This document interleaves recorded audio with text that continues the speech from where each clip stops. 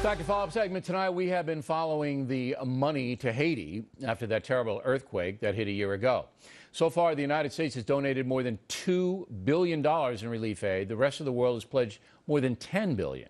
But once again, the money reaches, well, once the money reaches Haiti, I should say, things get murky, as more than 10% of the population is still living in the streets. As you may know, Presidents Clinton and Bush asked us to give money, and I asked Mr. Bush about that. You're right. It's very difficult, and the government needs to have a strategy, and the United Nations needs to say to the government, develop a strategy so that the rest of us can feel comfortable about positive developments. But there have been few positive developments. Thus, the question becomes, were we chumps for giving our money to a largely corrupt nation? Joining us now from Philadelphia, Dr. Larry Chapp, who teaches theology at DeSales University. And from Washington, former Assistant to Vice President Cheney for National Security Affairs, Stephen Yates. Mr. Yates, we'll begin with you because when the appeals were made last year, you said, hey, probably not going to do any good. So are we chumps? I think we're chumps, or worse than chumps, if we continue to give assistance absent any reform. Essentially, the misery of the Haitian people is not the result of American action or inaction. It's the result of endemic, tragic corruption.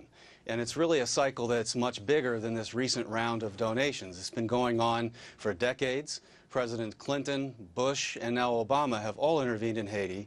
And really, sadly, just before this earthquake occurred, Haiti's economy was roughly comparable to what it was in 1990, 20 years prior, after having received billions and billions of dollars of assistance. All right, now so I think it's actually not compassionate to give in those Let me ask circumstances. you something. President Bush doesn't have any solutions. He doesn't know where the money went.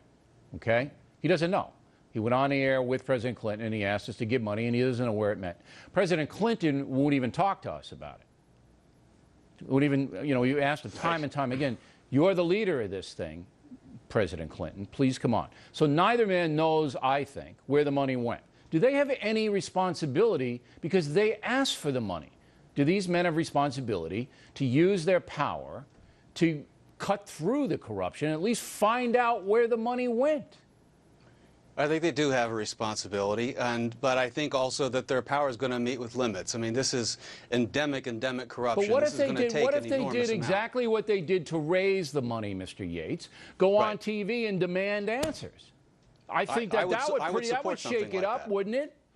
I would support something like that. I mean, it's very, very critical that the government in Haiti change. We've had many leaders change over, but the people continue to suffer under the same corrupt system.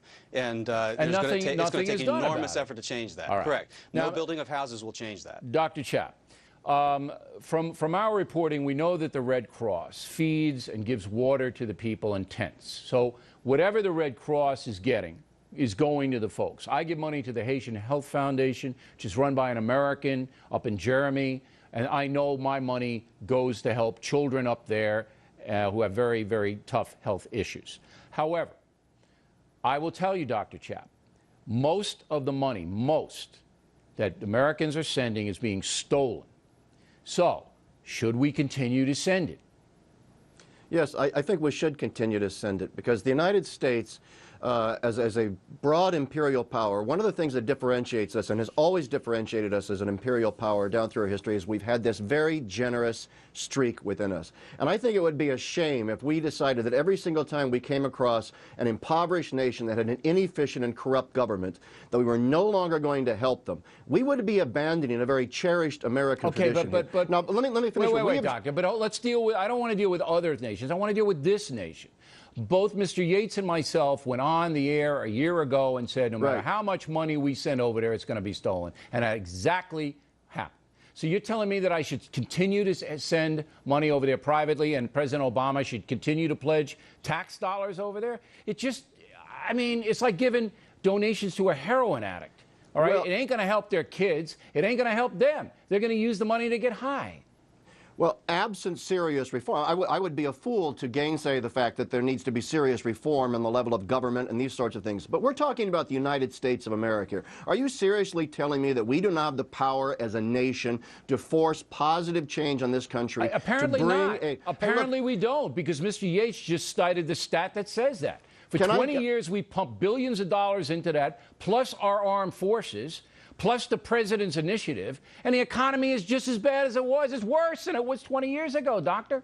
And for 10 years, we've spent $1 trillion nation building in Afghanistan and Iraq. You don't point to bad behavior to justify other behavior. No, but my point is that we are not talking about pulling our troops out of those areas, even though we are running up against the same sorts of endemic problems, the same sorts of It's true the corruption problem in Afghanistan hampers us, but there's an actual security problem there. Right. I don't know. Look, Doctor, you're a good man. And people who give money are good people. But to me, you're just throwing it away. Mr. Yates, I'm going to give you the last word. Well, I think it's just not compassionate to leave people trapped in this cycle of corruption and violence. And so I think we have to press for a dramatic change. It's going to take the United Nations doing more than having press conferences. It's going to take all of our governments. The United Nations couldn't care less. I think Clinton and Bush got to do it. I think those guys got to do it. All right? Because I think they're the only ones that could. All right, gentlemen, thanks very much. Plenty more ahead as the Factor moves along this evening. John Stossel on sports betting. Should it be legal everywhere? And then, is it legal on whether President Obama unwittingly helped Jared Loughner's defense? We hope you stay tuned for those reports.